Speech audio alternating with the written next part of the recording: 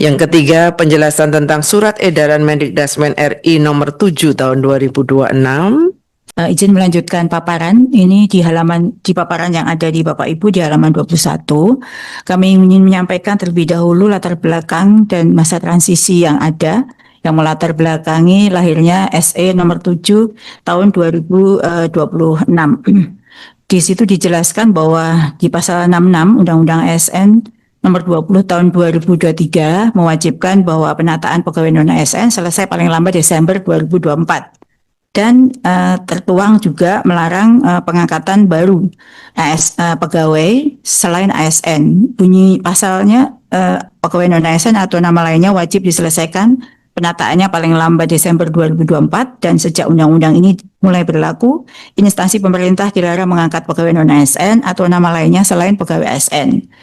Namun penataan itu belum selesai sampai dengan yang ada tertuang dalam pasal 66 dan tahun 2026 ditetapkan sebagai masa transisi untuk penyelesaian pengangkatan P3K tahun 2024. Di mana di sini dijelaskan bahwa amanat Undang-Undang ASN nomor 20 tahun 2023 jelas bahwa wajib selesai Desember 2024 dan instansi pemerintah dilarang mengangkat non-ASN. Namun kami juga mendapatkan informasi yang disampaikan oleh Bu Menpan sendiri pada saat itu di Tempo tanggal 10 Mei 2026 bahwa sebenarnya kebijakan pembatasan masa kerja guru non-ASN bukan kebijakan baru karena melainkan ini adalah konsekuensi logis dari penataan guru honorer yang telah dilaksanakan sejak tahun 2023. Di SE Menpan juga disebutkan tahun 2025 sebagai masa transisi dibarengi dengan adanya SE Menpan yang mana pemerintah daerah masih diperbolehkan menganggarkan gaji untuk non-ASN. Implikasi dari kondisi ini adalah bahwa baik di daerah dan guru ini cukup menjadikan perhatian dikarenakan masa transisi ini memicu kekhawatiran Pemda terkait dengan penugasan guru non-ASN di sekolah negeri dan guru juga mempertanyakan kembali kepastian status mereka di masa depan.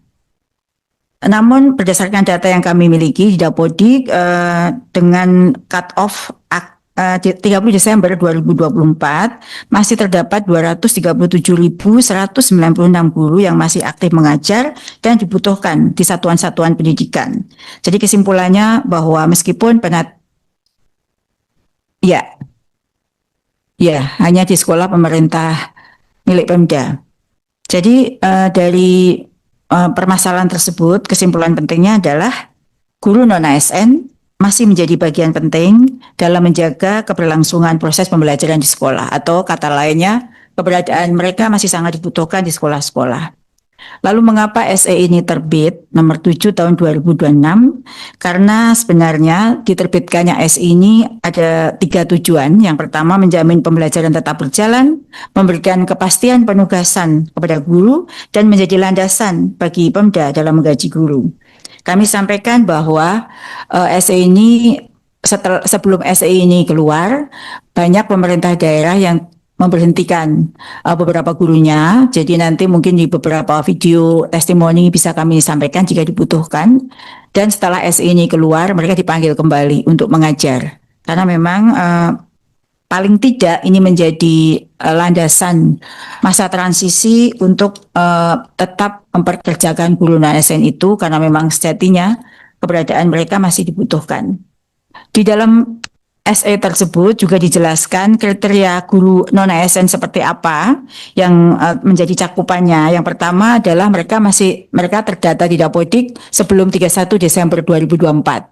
Dan juga masih aktif mengajar di satuan pendidikan dan satuan pendidikannya dikhususkan satuan pendidikan milik pemerintah daerah.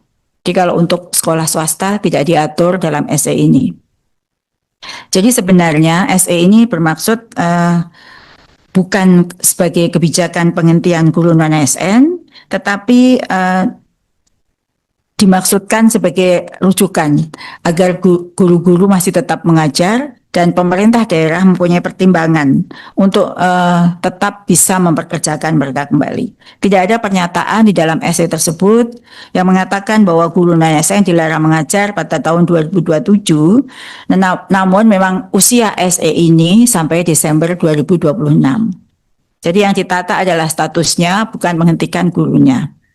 Bapak Ibu yang saya hormati, di dalam SE ini juga mengatur dukungan penghasilan bagi guru non-ASN sesuai dengan ketentuan yang berlaku melalui tunjangan profesi guru, insentif maupun dukungan tambahan lain dari pemerintah daerah. Di situ dari angka 237.000 lebih tadi, di data kami ada 137.764 guru yang berhak untuk mendapatkan tunjangan profesi guru. Jadi di sini disampaikan bahwa bagi non-ASN yang memenuhi atau memiliki sertifikat pendidik dan memenuhi beban kerja, mereka akan mendapatkan 2 juta per bulan dan ini tersedia anggarannya. Kemudian selain 137.000 lebih tadi yang sudah berserdik, yang masuk kelompok non-ASN di dalam SE ini ada 99.432 guru yang mendapatkan insentif. Siapa yang mendapatkan insentif yang diatur dalam SE ini adalah mereka yang memiliki sertifikat pendidik namun belum memenuhi beban kerja atau belum sertifikasi atau belum memenuhi sertifikat pendidik. Kedua-dua kelompok ini diberikan insentif sebesar 400.000 per bulan. Dan SE ini juga memberikan kewenangan kebebasan kepada pemerintah daerah untuk dapat memberikan tambahan penghasilan sesuai dengan kemampuan anggaran APBD. Kalau sebelumnya kan tidak boleh. Oh enggak, ini hanya non-ASN. Non-ASN yang terdata di Dapodi. Kalau paruh waktu kan dia ASN maksudnya, Bu. Hanya non-ASN. Jadi selain PNS dan ASN. Kalau paruh waktu masuknya ASN. Ya, non-ASN honorer yang terdata di Dapodik 31 Desember 2024. Pak Pimpinan dan Bapak Ibu yang saya hormati, pemerintah juga berkomitmen memberikan dukungan bagi guru non-ASN yang belum memiliki sertifikat pendidik melalui program-program strategis. Jadi di antara data tersebut ada guru yang belum S1 juga yang terdata di Dapodik, jumlahnya 34.240. Inilah yang nanti akan diberikan bantuan biaya untuk pendidikan untuk menuntaskan kualifikasi S1 di 4-nya dengan kebijakan yang sekarang sedang diimplementasikan, yaitu PKA atau peningkatan kualifikasi akademik S1 di 4 dengan skema rekognisi pengalaman lampau. Sedangkan masih terdapat di antara mereka ada 65.000 yang belum berserdik tadi, yang belum berserdik 65.191.000 yang akan diikutkan dalam pendidikan profesi guru tertentu. Bapak Ibu yang saya hormati, di slide berikutnya kami juga sampaikan bahwa SE itu bunyinya seperti itu dan kami juga sudah melakukan, karena masih ada interpretasi yang berbeda, sudah pernah lakukan berbagai macam sosialisasi melalui berbagai media seperti siaran pers. Sudah kami lakukan bahwa inti dari siaran pers yang diluncurkan adalah bahwa Pemda kini punya kepastian kebijakan penugasan guru non-ASN demi menjaga keberlangsungan pembelajaran.